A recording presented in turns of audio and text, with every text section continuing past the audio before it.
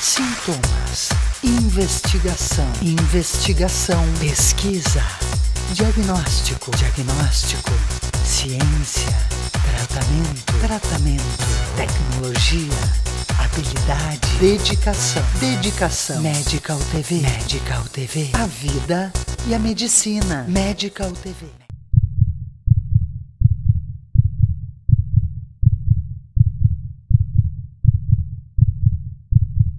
Tu tem que imaginar que 50 anos atrás, na cardiologia nós tínhamos não mais do que 3 ou 4 medicamentos e praticamente nenhum procedimento que pudesse ajudar os pacientes. Hoje nós atendemos e tratamos tudo na cardiologia. O elenco de medicamentos é fantástico. O elenco de medicamentos é tão importante que ele reduziu a lista de espera de transplante cardíaco. De pacientes terminais que saíram da lista de espera porque os medicamentos foram adequados. A terapêutica cardiológica está num patamar muito bom. Temos hoje medicações para tratar arritmias cardíacas, insuficiências cardíacas, hipertensão arterial. Os pacientes que saem de infarto do miocárdio com as chamadas cardiopatias isquêmicas estão muito bem cobertos por o que se tem hoje dentro do arsenal terapêutico para tratar todas essas doenças. Além das medicações, é claro, o que se pode propor de exames complementares e de procedimentos invasivos quando isso se faz necessário. Hoje o Brasil se transformou num grande laboratório. Primeiro pelos custos serem mais baixos aqui e pelo fato da cardiologia brasileira está lado a lado com a melhor cardiologia do mundo. Nós somos o 4º país do mundo em cirurgia cardíaca hoje. Nós fazemos 130 mil cirurgias cardíacas por ano no Brasil. Isso é um dado extremamente importante, mostrando a força da inovação e a força do nosso potencial de cardiologia no Brasil. A cirurgia atinge a todos os sistemas. Ao sistema muscular, nós vamos ver desobstruindo a quantidade de músculo que pode estar atrapalhando, estenosando, estreitando a saúde do coração, o batimento do lado esquerdo para a aorta. O sistema coronário. Hoje existe a cirurgia coronária, que é a ponte safena ou de mamária, que é colocada nesses ramos e que dá nutre. Tendo uma estenose aqui nesse ponto, por exemplo, se eu tiver uma estenose aqui, a mamária é colocada distalmente e ela vai nutrir o coração que está isquêmico. Isquêmico quer dizer com pouco sangue. Outra inovação grande que nós temos aqui é operar o coração, fazer cirurgia de coronária, cirurgia de ponte safena, sem parar o coração, com o coração batendo, sem aquela máquina de circulação extracorpórea. Isso não interferiu muito na mortalidade, o risco da cirurgia é praticamente o mesmo, mas esses pacientes ficam um dia só na UTI em vez de 2 e ficam 4, 5 dias no hospital só. Nós temos um paciente que no 4º dia está em casa, depois da cirurgia. Simplificou também o procedimento, porque não faz a circulação extracorpórea, que sempre mexe mais com o paciente, com o metabolismo do paciente. Nem todas as terapêuticas são cirúrgicas. Quando há uma estenose aqui da coronária, nós podemos usar um outro procedimento que é com simples cateterismo, que coloca um stent, ou seja, vai até a coronária, dilata o ponto onde está estreitado e coloca uma molinha chamada stent, e aí corrige o defeito. É uma das formas que também se usa. Quer dizer, a cirurgia e a colocação de stents são duas formas adequadas de tratar a doença coronária.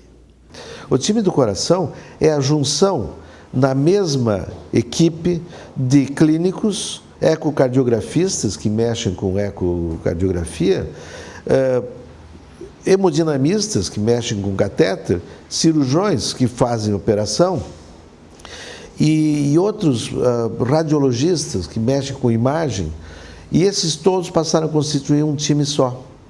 O que o Heart Team faz? Doenças que antes eram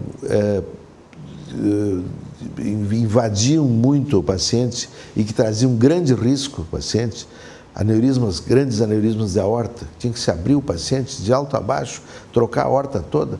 Hoje nós fazemos por catéter, com pequenas incisões. Isso mudou completamente o quadro, mudou a mortalidade, mudou o risco. Nesse nosso serviço nós fazemos em torno de 70 a 80 pacientes por ano com aneurismas de aorta. O hemodinamista, que é hábil com catéteres, com guias dentro do coração, dentro do sistema vascular, ele faz a sua parte. E o cirurgião, que é hábil em manejar vasos, artérias, etc., também contribui com a sua parte. E trabalham juntos na mesma sala. A sala em que nós trabalhamos se chama sala híbrida, porque esse hibridismo entre cirurgia e catéter. Houve um encontro, portanto, do bisturi com o catéter. E esse encontro está sendo saudado pelos pacientes pelo risco cada vez mais baixo que os procedimentos têm e cada vez menos invasivos são os procedimentos. Então, o que é que nós fazemos nessa sala? Nós, por exemplo, hoje desenvolvemos uma técnica que passou dos limites no mundo todo, hoje se faz em todo o mundo já, existem mais de 30 mil pacientes operados, uma troca da válvula dentro do coração sem abrir o tórax, por um catéter. O catéter sobe no sistema vascular, na aorta, entra dentro da válvula primitiva e expande uma outra válvula dentro daquela.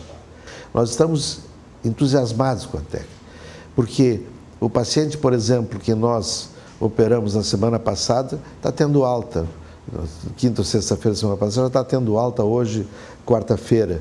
E eram pacientes, são pacientes normalmente idosos, em torno de 90 anos, 85, 90, com morbidades as mais variadas, com doenças as mais variadas, que iriam para uma cirurgia com 40%, esse último, 40% de risco de vida numa cirurgia. E foi para uma cirurgia com 5%, 2,5%, 3%, 4%, 5%. Nós poderemos ter as chamadas doenças valvulares, cardiopatias valvulares, que podem acometer uma única válvula, ser uma doença univalvular, ou às vezes o paciente tem duas estragadas, 3. Então chamamos a isso de doença multivalvular. Dependendo da situação, com o correr do tempo, com o quadro clínico, com a evolução do paciente, essas válvulas terão que ser submetidas à troca, são substituídas. A doença valvular, principalmente aqui no lado esquerdo da mitral, pode ser tratada de várias maneiras. A maneira mais comum, mais efetiva é a cirurgia. Ela é capaz de corrigir os defeitos ou com plastia da válvula, que é o mais comum e é o preferível, ou seja, nós abrimos o coração com circulação extracorpórea e vamos fazer uma plastia da válvula mitral. Ou, quando não for possível a plastia, colocamos uma prótese que fica colocada nessa posição, de tal maneira que o sangue saia do átrio esquerdo para o ventrículo esquerdo. Também, se há uma estenose aórtica que fica aqui escondida, ela pode também ser operada com muita segurança. Mas a cirurgia não é o único procedimento. Muitas vezes se pode, com cateterismo, aumentar o diâmetro da válvula mitral quando ela está estreitada, estenosada. Se vai com um balãozinho ali e dilata a artéria. A mesma coisa para a válvula aórtica. Quando é um paciente muito idoso, 90 anos, por exemplo, e tem uma estenose importante, estreitamento importante da válvula aórtica, com cateterismo nós vamos lá, colocamos uma prótese artificial dilatando a válvula aórtica. Então está mudando a face da cirurgia cardíaca. Claro que nós estamos ainda confinados à válvula aórtica, que é uma válvula que calcifica ao longo da vida, endurece, calcifica, e que, como nossa população está vivendo mais, nós temos uma massa de idosos com essa válvula fechada. Nós estamos confinados a essa válvula e a pacientes de maior risco, porque esses procedimentos não têm mais do que 5, 6 anos, então nós não sabemos como é que essa válvula vai se comportar no longo prazo. Mas eu não tenho dúvida que o futuro vai ser implantes de válvulas no coração, tudo por catéteres. Estamos confinados à válvula aórtica, a válvula mitral ainda não tem essa solução, mas também eu vejo que no futuro isso vai ser desenvolvido. A cirurgia cardíaca evoluiu muito. Então, a grande parte das operações são feitas com esternotomia, ou seja, com abertura na frente. Só que com o progresso tecnológico e o progresso da própria técnica operatória, hoje se faz uma incisão bem menor. Se faz uma incisão em esternotomia, que é preferencial para grande parte das doenças. Mas, em compensação, é uma esternotomia pequena e se encerra com um procedimento plástico, de forma que fica uma incisão muito pequena, sem grandes problemas, principalmente para as mulheres. Mas, independente disso, nós temos outras técnicas que usam aquilo que nós chamamos de mini-toracotomia. Por exemplo, usando o computador, nós podemos dissecar a artéria mamária e depois, com uma pequena incisão no lado esquerdo, de 6, 7 centímetros, nós podemos implantar a artéria mamária no coração. E se há lesões em outros vasos, no mesmo procedimento, veja bem, no mesmo procedimento, nós fazemos a angioplastia, ou seja, a plastia dos demais vasos.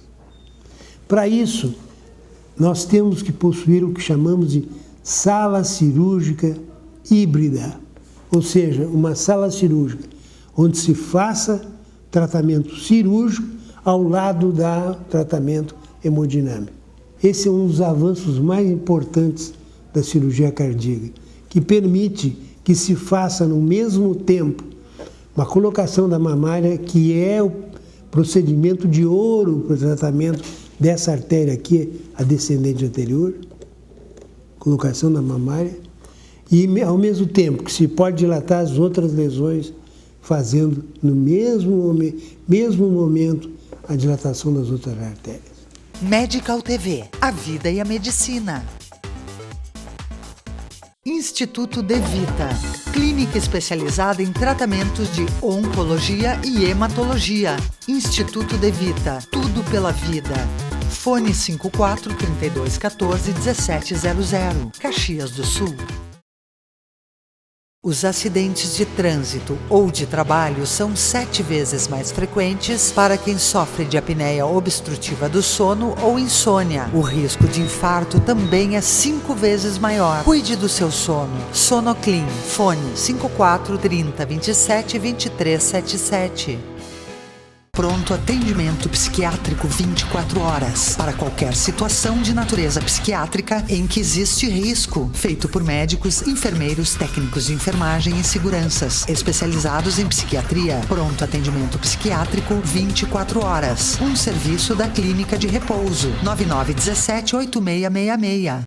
Há 35 anos, o Alfa Laboratório constrói uma história de bons resultados ao seu lado, sempre cuidando de você e de quem você mais ama. Alfa Laboratório, para a vida inteira. Laser Vision Serra, uma estrutura completa com tecnologia exclusiva para cirurgia da córnea e refrativa. Conheça o que há de melhor em resolução dos problemas de visão com conforto e rapidez. Laser Vision Serra, tecnologia que você vê. Fone 3028-8488.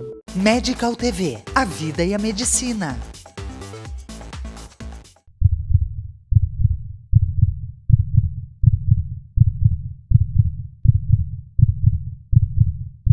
A cirurgia robótica, sem dúvida, é um dos maiores avanços, com justamente o que eu falei, em incorporação da moderna tecnologia.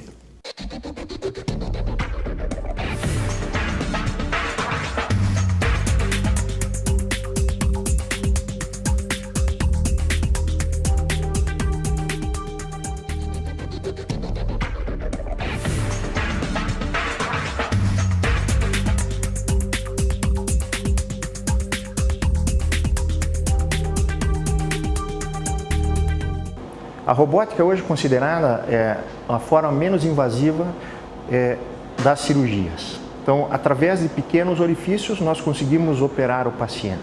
O sistema robótico ele é constituído de 3 partes. Nós temos uma parte que é conhecida como o console. O cirurgião, ele senta neste console, nós temos o visor, e neste visor, ele consegue ver as imagens que são obtidas através de uma microcâmera que é inserida no tórax do paciente. E aqui embaixo, nós temos como se fossem 2 joysticks, onde nós manipulamos à distância os braços do robô. Então, quando o cirurgião ele está operando, ele olha para o campo operatório através desse sistema. Como o equipamento robótico ele é constituído de 4 braços, que seria a parte efetora do robô, nós comandamos esses 4 braços através do console. A grande vantagem que o sistema robótico permite é que nós venhamos a realizar cirurgias cada vez menos invasivas. Então, ao invés de nós abrirmos o tórax do paciente, através de 3 ou 4 punções, nós conseguimos fazer o mesmo tipo de cirurgia com uma qualidade muito maior. Por quê? Porque esse sistema, ele capta a imagem e ele amplia em torno de 10 vezes e a imagem é transmitida em alta definição. Então, nós temos uma imagem em HD e é uma imagem tridimensional, como se nós estivéssemos imersos no campo operatório. Então, a precisão e a nitidez que nós temos com esse sistema é muito maior e muito melhor do que se nós estivéssemos olhando a olho nu o próprio órgão que nós estamos operando.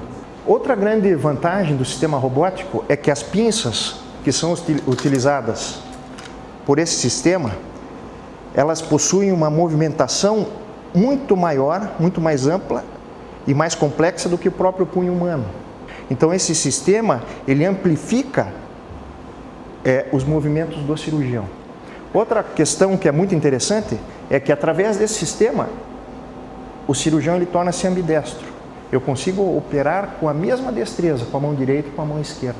É muito fácil entender que, se você não abre o peito do paciente, você tem o menor risco de sangramento, menor risco de infecção, e o paciente ele tem uma recuperação muito mais acelerada quando comparado com a cirurgia convencional. A cirurgia robótica hoje ela pode ser incorporada em várias especialidades. Então, nós incorporamos isso na nossa rotina na cirurgia cardíaca. Existem também serviços aqui no hospital utilizando como cirurgia do aparelho digestivo, cirurgia oncológica, cirurgia ginecológica, cirurgia do tórax, cirurgia de cabeça e pescoço.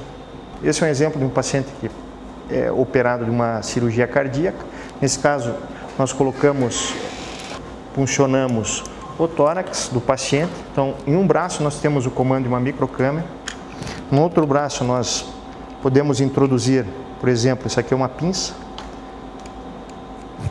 O sistema, ele tem uma tela auxiliar que permite que o cirurgião que está no campo operatório veja o que nós estamos fazendo. Porque se ele olhar, aqui ele só vai ver os trocáteres entrando no tórax do paciente.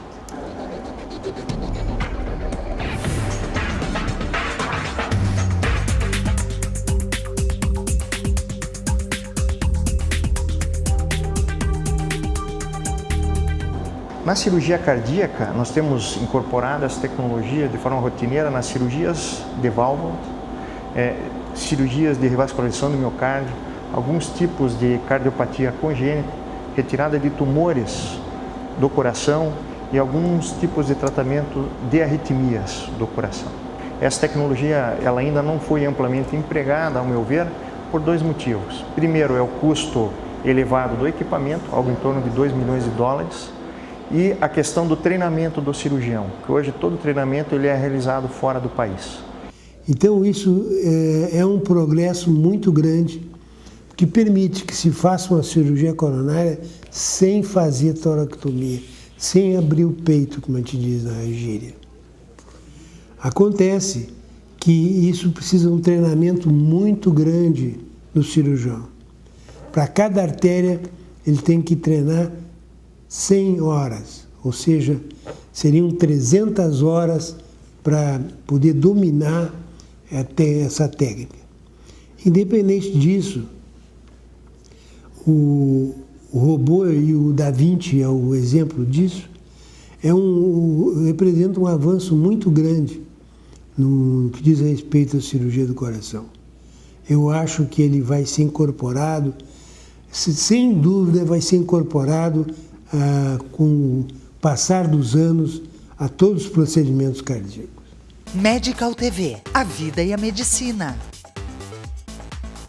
A Clínica Giovanardi é especialista no tratamento clínico e cirúrgico de doenças do aparelho digestivo. Utiliza tecnologia de videolaparoscopia avançada e uma equipe multidisciplinar, oferecendo também acompanhamento psicológico e nutricional. Clínica Giovanardi, 54 32 23 12 57. A Estetos, clínica de cirurgia plástica. Estimula e promove uma autoimagem forte e positiva. Como equipe multidisciplinar experiente e com tradição, proporciona a seus pacientes os mais modernos e eficazes tratamentos na área da medicina estética e cirurgia plástica. A Estetos, clínica de cirurgia plástica.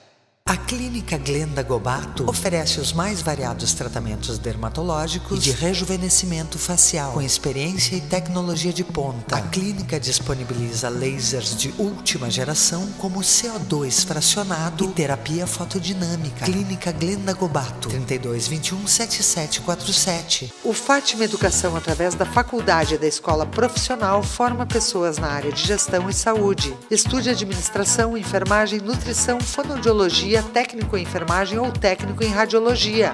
Fátima Educação, aprender dentro do ambiente de trabalho faz toda a diferença. O Conception é um centro de referência com taxas de gravidez que estão dentro da média de sucesso das melhores clínicas do mundo. Os tratamentos oferecidos são espermograma, ICSI, reversão de vasectomia, entre outros. Conception, centro de reprodução humana há 10 anos. O que a gente faz tem a sua cara. Medical TV, a vida e a medicina.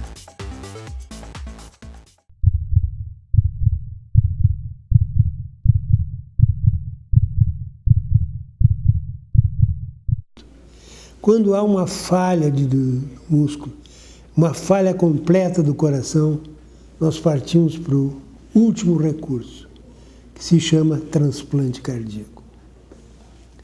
O transplante hoje é um procedimento de rotina. Nós iniciamos nossa experiência em transplante em 1984, fazendo o primeiro transplante da era da ciclosporina. O que é a ciclosporina? A ciclosporina é um medicamento que surgiu mais ou menos na década de 80, 81, 82, no sentido de coibir a rejeição, que é um fenômeno esperado. Hoje nós temos quase 200 pacientes que são transplantados de coração, sendo que a sobrevida mais antiga completou esse ano 25 anos de transplante. Então isso mostra que os pacientes em doença terminal do coração, esta é sem dúvida a terapêutica de escolha. Eu tenho desde pequeno febre reumática, né? Fiz tratamento para febre reumática durante 14 anos. E isso deixou algumas sequelas. Uma vida desregrada que a gente, como jovem, a gente não dá bola muito para essas coisas. Até que um belo dia, em 2005, eu infartei. Então, foi um infarto bastante grave. Havia indicação pós-infarto, pós-tratamento clínico de uma cirurgia de ponte safena para colocar 4 pontes. Só que entre o primeiro infarto e a cirurgia ocorreu um segundo infarto. E aí eu, ao invés de colocar as 4, coloquei apenas 2, uma mamária e uma safena. Funcionou durante algum tempo e novamente obstruiu. Aí eu fui colocando stent, coloquei stent farmacológico, stent tradicional, várias coisas, e tudo que eu fazia obstruía e voltava a ter problemas. E aí foi preciso entrar na fila do transplante, entrei na fila do transplante, fiz todos os procedimentos pré-transplante, que são uma série de procedimentos que se faz com uma equipe multidisciplinar que inclui desde psicólogo até fisioterapeuta. Em questão de 3 meses eu recebi um coração novo e a partir daí estou tentando me recuperar e tentando voltar à minha vida normal. Mais importante que a melhora da qualidade de vida é a manutenção da vida, né? Manter a vida já é um ganho mais do que suficiente, né? Eu quero lembrar a quem está me ouvindo da importância da doação de órgãos, principalmente os jovens. Na verdade, muitas pessoas têm medo de doarem órgãos pelo fato de acharem que vão retirar o coração de alguém que está vivo. Esse é o primeiro grande problema que as pessoas têm. Eu quero lembrar que isso inexiste, porque a retirada do coração, o diagnóstico de morte encefálica, é feito por uma equipe diferente da equipe que vai transplantar. É uma equipe de neurologistas e existem maneiras ótimas hoje de ter certeza absoluta da morte encefálica. Chamamos de morte cerebral. E quero lembrar que nenhum paciente com morte cerebral sobrevive. Então, eu tenho muito medo de usar essa terminologia de morte cerebral e morte. Não, a morte cerebral é a morte. Então é importante que exista o doador. E eu quero lembrar aos familiares que, principalmente o jovem, devem manifestar a sua vontade de ser doadores. Porque isso facilita os pais, numa situação crítica, num acidente, não, de doarem os órgãos.